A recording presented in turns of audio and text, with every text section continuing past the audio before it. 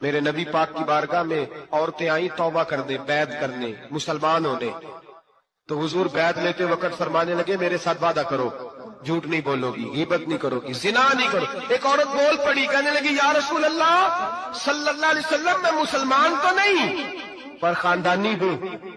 मेरे घर वालों के जहन में भी कभी जिना का ख्याल नहीं आया। नबी पाक सल्लल्लाहु अलैहि वसल्लम ने फरमाया जिना जुबान का भी होता है, जिना कान का भी होता है, जिना आंख का भी होता है। हुजूर किस तरह? फरमाया जिसने गंद देखा उसने आंख का जिना किया, जिसने लज्जत लेके सुना, चुप नहीं कराया, पूरी बात सुनी, वो भी जानी है। और जिसने गंदी बात बोली वो मुंह का जानी है, जिसने गंद सोचा वो दिमाग का जानी है। और जानी को सबसे पहली सजा अल्लाह ये देता है कि सजदे की लज्जत छीन लेता है।